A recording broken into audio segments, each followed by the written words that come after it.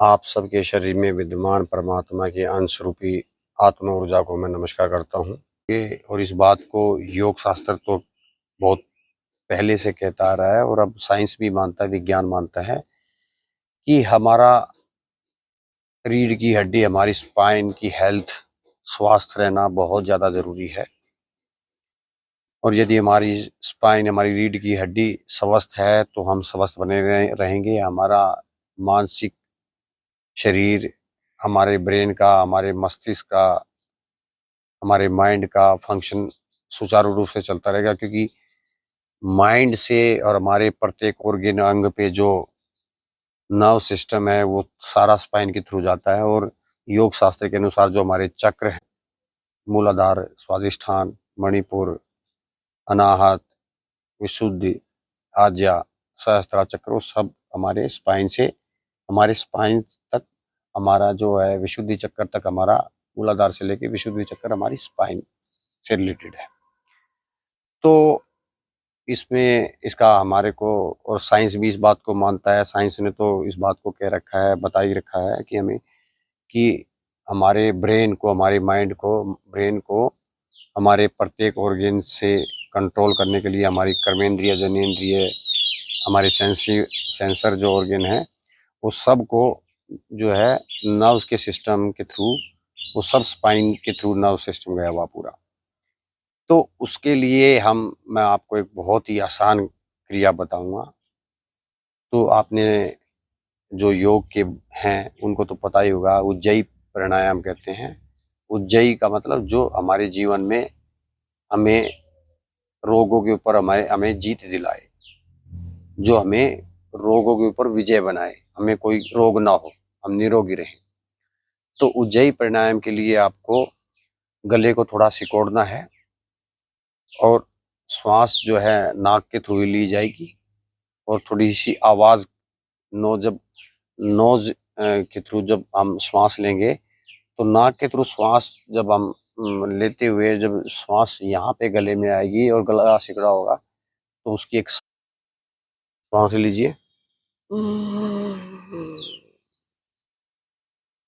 और श्वास को सहस्त्रा चक्र से लेके ऐसे फील कीजिए जैसे श्वास सहस्त्रा चक्र से और हमारे गर्दन से, हमारे थायराइड, पैराथायराइड ग्लैंड से होती हुई और हमारे अनाहत चक्र से होती हुई, मणिपुर चक्र से होती हुई,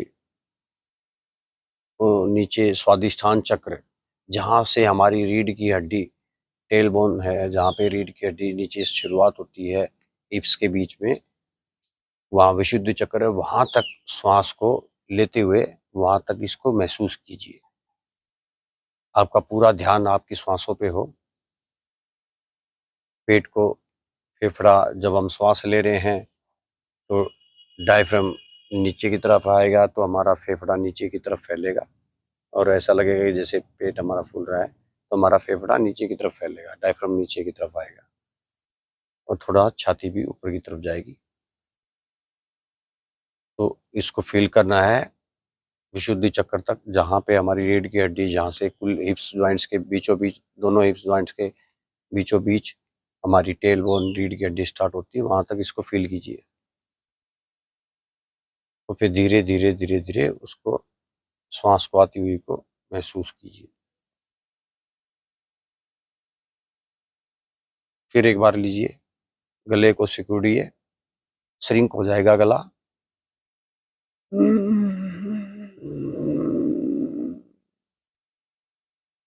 फिर श्वास को देखिए कैसे कैसे हमारे सहस्त्रा चक्र, आज्ञा चक्र, हमारे गर्दन में जो विशुद्धि चक्र है उसको छूते हुए, और नीचे स्वादिष्ठान चक्र, जहाँ रीढ़ की हड्डी का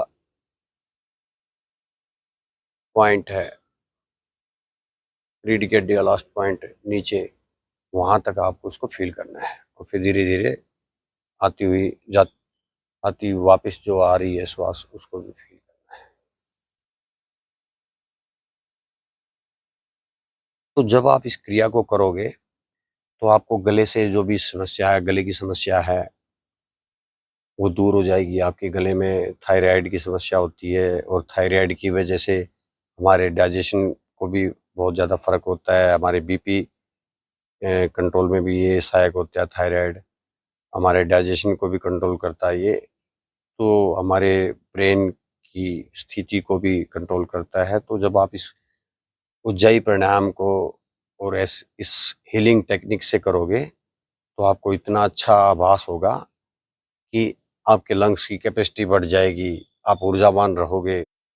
और जिसको बुढ़ापे में मस्तिष्क के रोग हो जाते हैं, उनसे भी आपका बचाव रहेगा। लकवे लकवे की शिकायत हो जाती है, पैरालिसिस हो जाता है, डोपामाइन का लेवल कम हो जाता है, वो सब समस्याएँ दूर हो जाएँगी। और यदि आप इसको करते रहोगे तो ये समस्याएँ कभी भी नहीं होंगी। अल्ज़ाइमर्स होता है, बुढ़ापे में अल्ज़ाइमर्स होता है।